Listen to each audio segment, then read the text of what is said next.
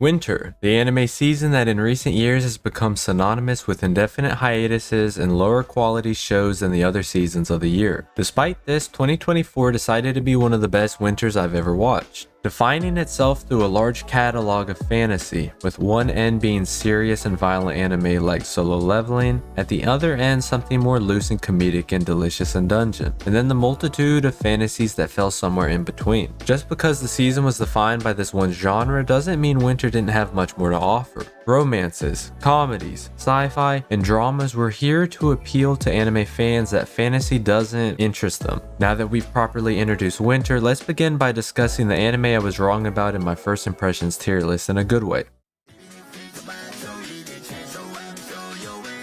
When it came to the Unwanted Undead Adventure, I didn't have high hopes for the quality of the anime, and the trailer didn't do it any favors forming my first impressions. My expectations for an average show turned out to be wrong through its good use of storytelling via strong world and character building. Looking back at what I previously said about the anime, comparing it to the Skeleton Knight in Another World feels disrespectful since this had so much more to offer. Brent's journey from a weak bronze tier adventure with no hope of improving to the person we see at the end of the first season is a satisfying progression. There isn't some power gimmick diminishing the obstacles in his path, or the show acting like who he once was should be abandoned to make room for what he is now. Because of that, we get to experience Rent's dilemma between returning to being a human or achieving his dream of becoming a mithril adventurer.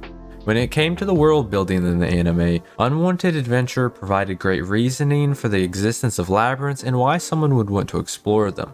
We've definitely seen a lot of attempts in other anime to benefit from the Adventure Guild trope, and this was one of the better displays of that. So I recommend that you watch the Unwanted Undead Adventure too.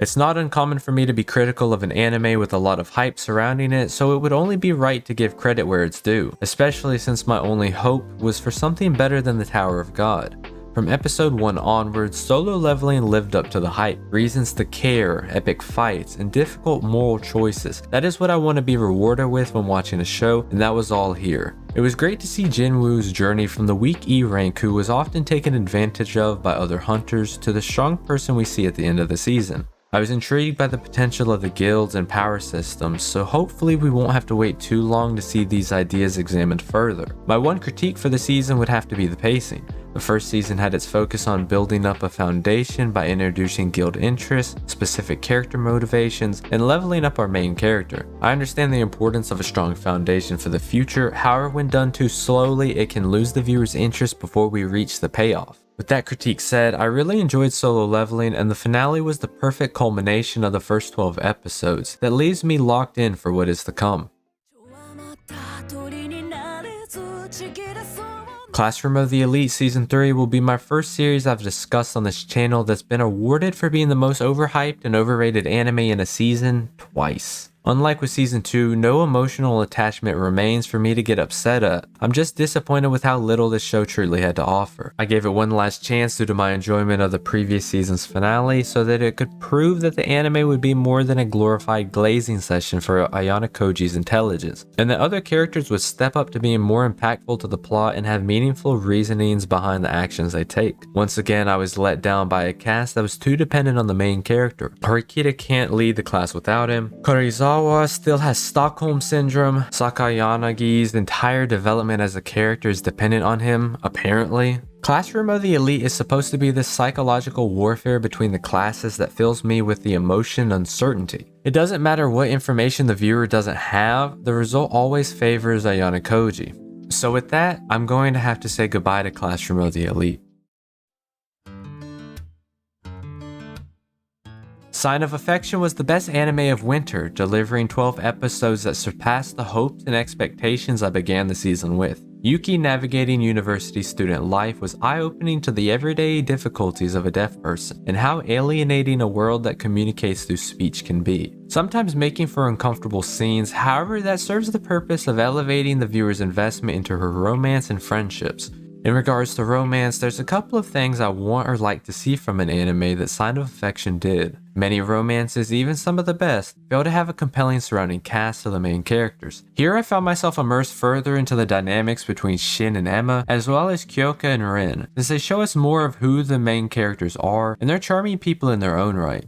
Lastly, I've been looking for a romance that I can relate to more as an adult, and recent anime I thought would meet this want, like the ice guy and his cool female colleague, and My Tiny Senpai, failed to, since they were interested in being cutesy rather than more realistic scenarios to explore. Sign of Affection's main characters had their own passions and goals, and that means the relationship dynamic wasn't one of codependency. I'm glad that this anime didn't just manage to be a dark horse, but also rose to the occasion to be very popular amongst the community.